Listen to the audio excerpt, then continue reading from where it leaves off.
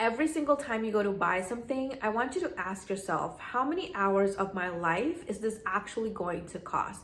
You'd be surprised how that single mental shift can pare down your spending compared to any complicated budgeting system, a Google spreadsheet, or the envelope stuffing system that you've been using.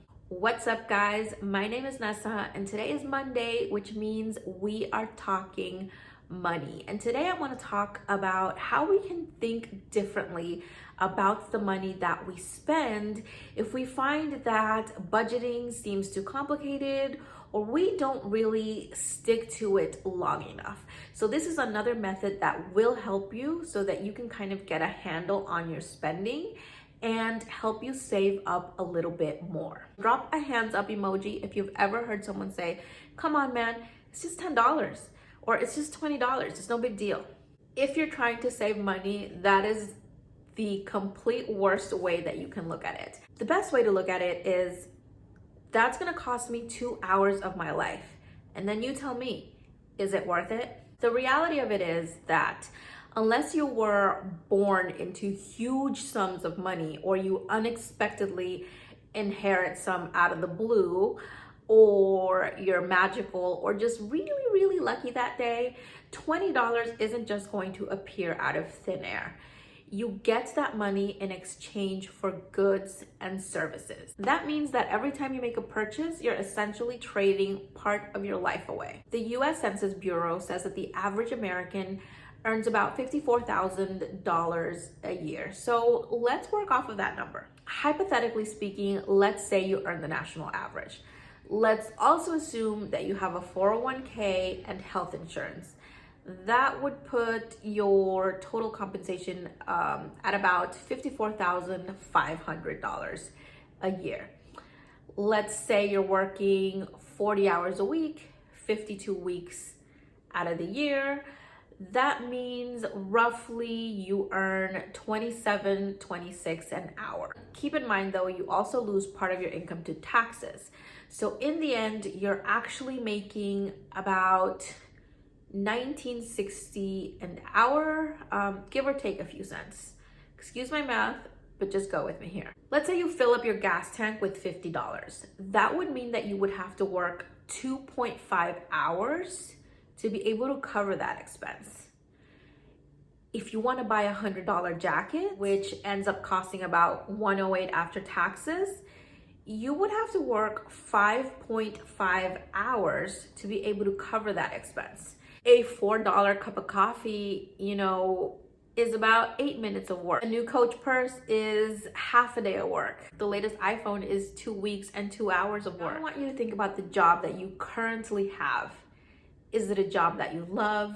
Do you enjoy getting up and going there every day? Or is it a job that you're doing to pay the bills? Think about that $100 jacket again. Is it worth it to work 5.5 hours in the job you currently have to cover that expense?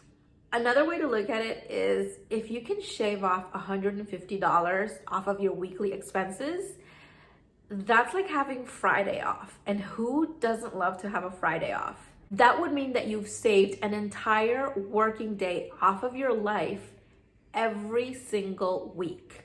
Do that 125 times and you've saved off 6 months of your life. That's enough to take a sabbatical and travel for a week. And wouldn't that be more fun than just spending it off one day on one jacket? I mean, think about it. We don't buy things with money, we buy things with hours from our life, okay? That money that's in your bank account, yes, it's yours, but you worked hard for it. You had to put in hours and hours, day after day, week after week, in order to earn it. So think about big purchases in those terms. Ask yourselves, how many hours would I have to work to be able to pay for this? If you think it's no big deal, then great, go for it, splurge. But if it leaves you thinking like, oh my gosh, I don't know if it would be worth it to spend that many hours of work for this one item, then you probably don't even need it. And keep in mind, we're working off of the assumption that you're earning the national average of about 54,000 per year. So if you're making less than that, the amount of work that you're going to have to put in will be double or triple. So it's up to you to decide if those purchases are worth those hours of your life. The money that we earn is, of course, for us to keep, and we can spend it however we see fit. I'm not here trying to tell you how to spend your money, but it can be a helpful exercise to think about how many hours of our life actually go into the purchases that we make. When we begin to think about our purchases as exchanging our life instead of exchanging dollar bills, we'll appreciate the weight of that purchase and have a better understanding of what it actually costs. There are far more valuable things in life than material possessions. And if you're having to spend overtime at work to be able to cover your expenses, you might be missing out on family time, watching your kids grow, spending time with your spouse. And that time you cannot get back. That'll be it for this video, guys. I hope you enjoyed it. If you did, don't forget to give it a like. It really helps me out.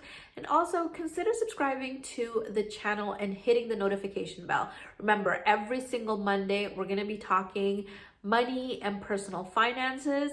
And I also want to hear from you. Look me up on Twitter, Facebook, Instagram. I'm gonna go ahead and have those all linked down below.